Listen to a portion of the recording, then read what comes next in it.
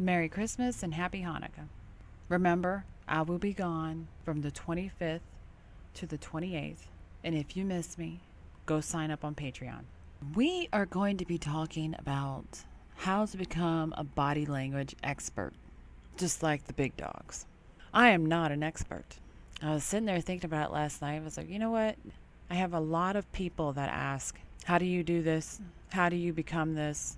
And I will tell you that what I do, all of you can do.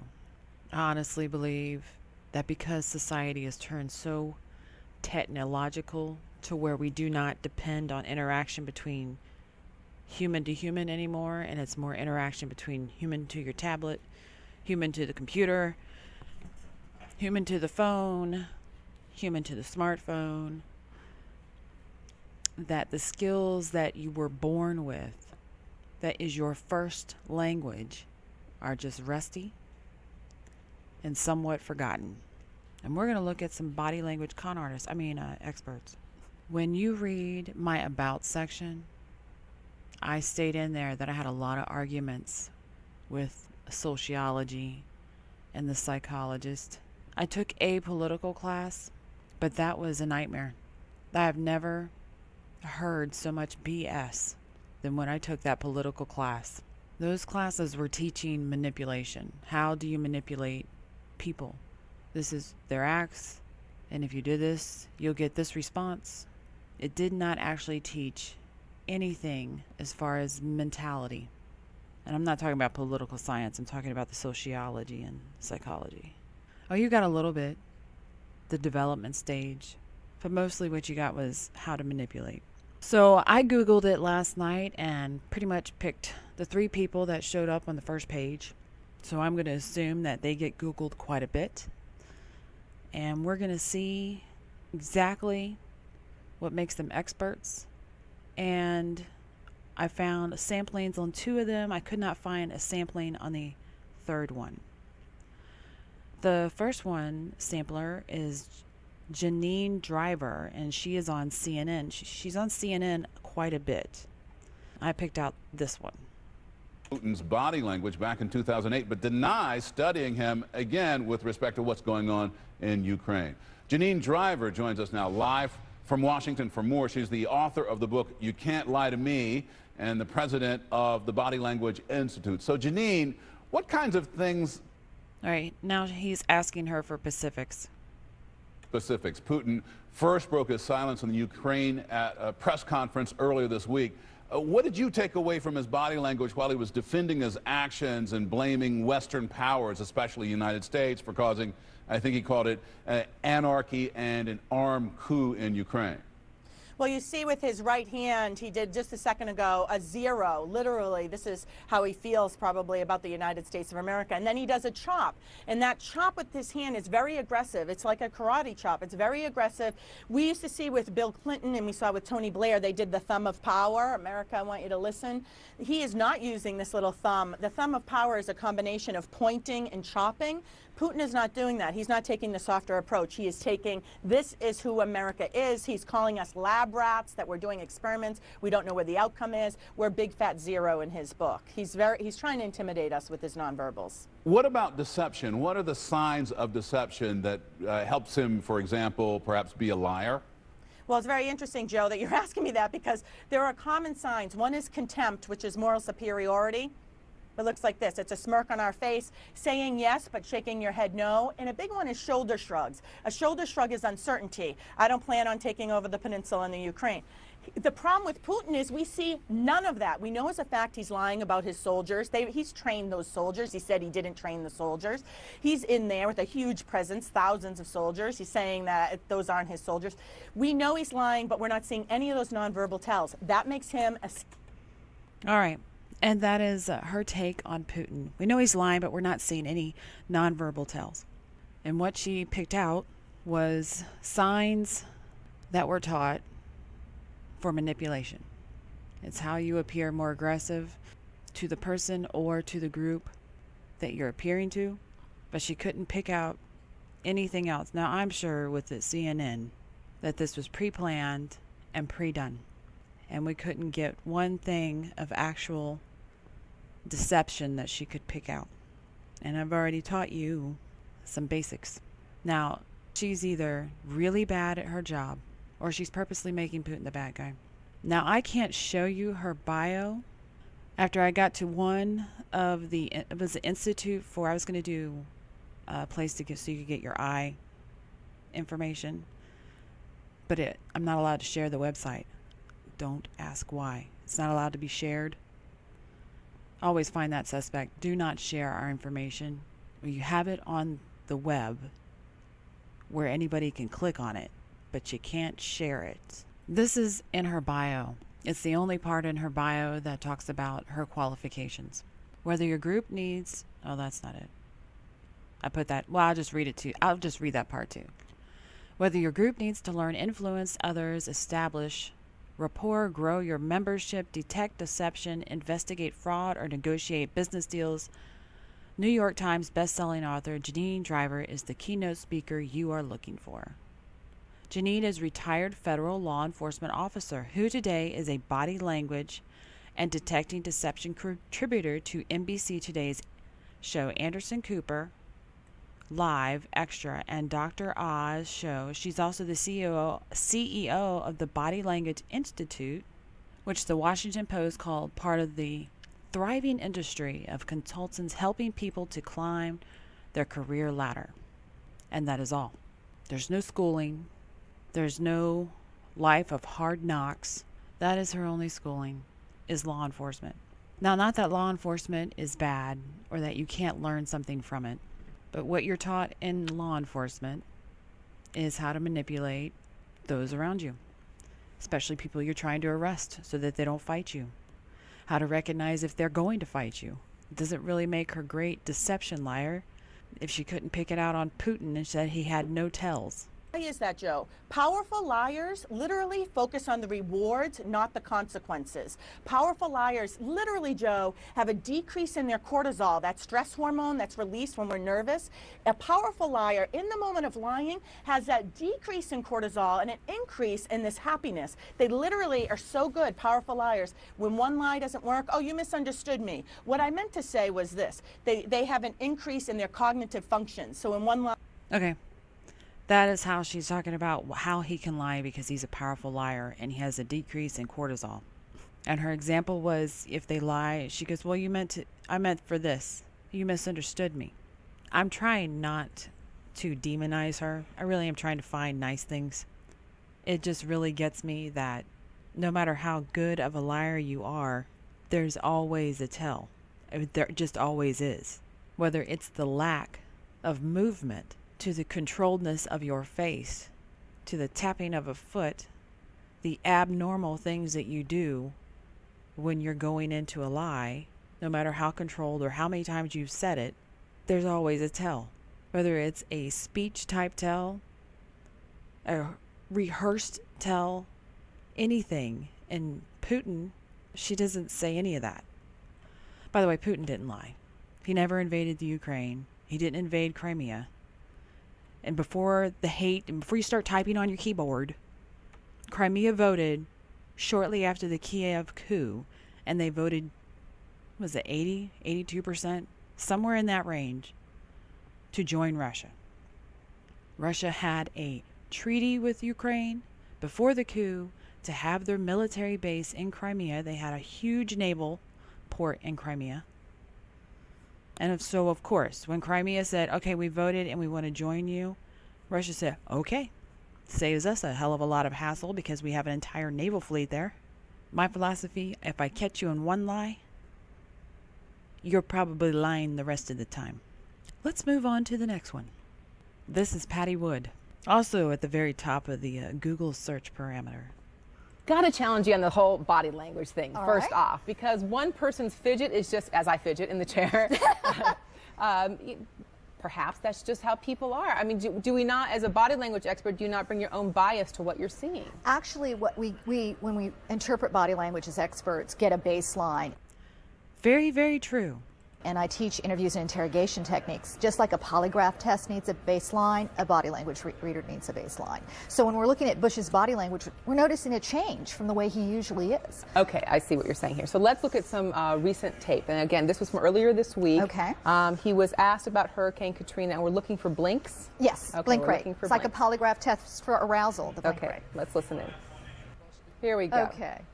All right, this is actually he's being asked during the debates about the war in Iraq and what he's going to do in this particular tape, I believe. Right. And what you want to look at here is before he answers the question, there's a long pause, longer than normal. So longer than normal pause is an indication that he's trying to make up an answer. He also looks away a lot, that his head goes down. And the other thing I want you to notice is a slight turning up on the one corner, his right corner of his Some mouth. people call that a smirk. Smirk, yeah, talking out of the side of your mouth. And body language is a highly symbolic language. When you're trying to show one thing and you're really feeling another, it makes part of your face respond because of the way the hemispheres of the brain work as you speak. Okay, we're a little at the mercy of whatever tape we have here. Roll a tape and we'll Now, unfortunately, George Bush does that a lot. And it should have been considered with, as she said in the beginning, his baseline. His baseline. He does that at family gatherings. He just does that. Very smart lady. Let's see if we can find her doing another one. Almost defensive because they're so stiff. But it's interesting that Matt Lauer is uncharacteristically attacking. He's actually pushing against the president, pushing him for an honest answer to his questions, which I think is making Bush do a little bit more of the rapid blinking. Normal blink rate when you're talking is about 20 beats per minute.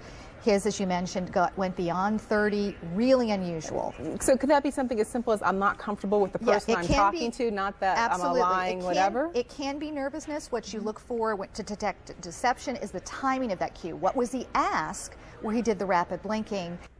Smart lady. I like her better than Janine. And does he show it anywhere else? If he doesn't show it anywhere else, that's deception. Then he's uncomfortable on that particular With that topic. particular question, that's the critical piece there. Very good. Do we have the video of President Bush slapping people on the back? And I hope we have that. Yeah, he was. This was also part of the same NBC interview where he was going around the Habitat for. There it is. Right. Now you hear right. from people who meet the president in person. They say this is a totally different interaction. That one-on-one, he's very comfortable, very personable, and a very likable guy. He gets nervous when he gets on the air, which can happen to a lot of people. We would hope that by this time he would show a little bit more leadership and be a little bit calmer on the air. And here he is slapping people on the back. I wish he had a little bit more eye contact here to be a little bit more present with people. Now, she's going into what her expertise is, and what all of them do is the manipulation part, how your presence. If you do this, then you'll seem more likable, more in control, more in charge. It's TV. And as we have learned, especially with CNN, every time you see one of these moments with any of these politicians, it's staged. Especially in this time period. He's walking around, shaking everybody's hand, do this, do that. So his whole movement in this situation is choreographed. And she's critiquing when she says, I wish you to have more eye contact. He's shaking people's hands, patting them on the back, giving himself presence. She's critiquing on how he looks to everyone else, because that's her expertise, how to manipulate the audience with your body. But again, your eye blink rate can go up when you're on the air. It's just by now we want him to be a little bit more sure of himself when we're going through. Now the eye blink rate is no longer about him lying about Iraq or anything else. Now it's about he's just uncomfortable being on TV. The reason why I'm picking on her for that is because he did so much else to sit there and say that he was going to be deceptive, that only thing that they wanted to focus on was his eye blink rate. Such trying times. I think that's why people are aware of it. Right. So, Patty Ann, let me ask you this. In these politically charged times, because there's people who feel very strongly about the president both ways, either that he's being attacked or that they think he's a caricature. You hear both. What does looking at body language, how does that advance the conversation? Well, I think why we are looking at it because we can't trust the words anymore. And in truth, body language is a much more accurate detector of what's truly going on. You would trust someone's body language more than what they have to say. Absolutely. You can give out. You can trust the body language. I agree with her on that. Absolutely. Can you trust the reader? That's the next question. Can you trust the reader? Let's look at Patty Wood's bio. And again, I'm not going to show you her website, but they're all Googleable, giving you their name. All right, this is what her body thingy says. Patty is a certified speaking professional. By the way, so was Janine Driver. She was a certified speaking professional. CSP stands for Certified Professional Speaker and is awarded to under 200 in the National Speaker Association following strict criteria for excellence. Body language expert. Patty has been researching, writing, and speaking on nonverbal communication for over 20 years. She is featured frequently in the media, including national CBS, the Fox News, BBC, PBS, Discovery Health Channel, ABC, VH1, Entertainment, Reuters, UPI, Entrepreneurs Magazine, New York Times, the National Examiner, the Washington Post, USA Today, and ESPN Magazine. She is frequently interviewed and quoted regularly in publications such as US Weekly, the New York Times, In Touch, Entrepreneur Magazine, Cosmo Girl. These publications, I didn't read all there. These publications ask Patty to read the body language of politicians, world leaders, and stars. Her insight offers readers a way to understand what their own intuition is telling them. And that is what makes her an expert. Getting on major networks and nonverbal communication for over 20 years. No schooling. Look at the last one. Well, I was going to show you the last one, which was Kevin Hogan. And I went to click on his bio, and it gave me a 404 error. Absolutely nothing. But for $297, you can get his DVD collection that is marked down from $697 and become an expert, a master. Now, this is probably a very damaging and will make you sit there and think otherwise when it comes to these body language experts. I guess the one thing in hearing them both, they both have some really... Oh, by the way, Kevin really didn't say much of anything other than he looks at pictures, and you can go find his website. Both women you can hire for seminars and company things, and you can go to their... What do they do when they have like a little forum and people come listen to them speak? I cannot remember for the life of me what that's called. But you can hire them to do that, or you can pay to go see them speak, because they're both professional speakers. Now, the ones that sit there and do brain scans and show you where the brain activity is happening for liars and non-liars, and if you lie about the color of your door, this part of your brain lights up. If you lie about what happened yesterday, this part of the brain lights up. Those are pretty good. They're not 100%. One, you're sticking somebody in a tube, and anytime you change the environment on someone, you're going to change how the brain reacts. You're sticking them in a tube for an MRI machine to watch their head and giving them things to say and purposely telling them to lie. So when you change the environment and put them in a situation they're not used to, and they're foretold to lie about certain things, and none of them are lying or making a story, let's say, but they're not putting a murder in there and seeing if he's lying about what he did and the events that followed. So, it's a really good, it's a starting gate for mapping the brain. It's not 100%. Just remember that. When you map the brain and areas that light up and they put like a little line around it, just remember that line is not a giant wall. It's a fence with a whole lot of gates. Meaning that area of the brain can go out or go in smaller, or reach out and be in other areas and still touching. It just depends on what's being engaged. So it's a good tool. It's just not 100% yet. I'm sure as they keep studying it, they'll get it down. Now, as far as the people that were on there, if you want to buy their books, buy them, but understand what you're buying. You're buying someone that teaches people how to manipulate others. They do not read on how others are interacting and their effects. As a matter of fact, Janine Driver was the one that said that Trump, He was in pre-assault mode. That was her words. Pre-assault mode on Hillary Clinton at the debate where they were walking around. Was that the second one? Yeah, the second debate. And I did a video on that one. So how do you become a body language expert? I'm glad that I never read any of their books. I honestly believe once you start trying to study something before you actually look at it, especially something like this. This is something everyone gets when they're young. It's your very first language in life. You need to realize what you already understand and sharpen it up. And then go read after you've realized that there's other people. Not only look at what your body is doing to the environment and how you're affecting everyone in it, but how other people are affecting you. You affect, they affect. These ladies do have, and the gentlemen do have, really good points. But like watching mainstream media, why they get still an audience is because there's a little bit of truth in everything they say. And with these people, there's a little bit of truth in their manipulation. It really bothers me with that law enforcement lady, though. It's like, oh my gosh. Oh my gosh. And I don't remember if it was Patty or Janine. One of the two of them, it was probably Janine, was used to pick a jury that would convict the criminal. I'm all for bad guys going to jail. It's a big plus. But there's a reason why we have juries and judges and a criminal court system. It's so that we get fair trials. If you want to stack the jury, stack it with intelligent individuals, not people that will be sympathetic to the prosecution to convict the criminal. I think I've rambled enough. And as far as what makes me an expert, I've already said it in my videos.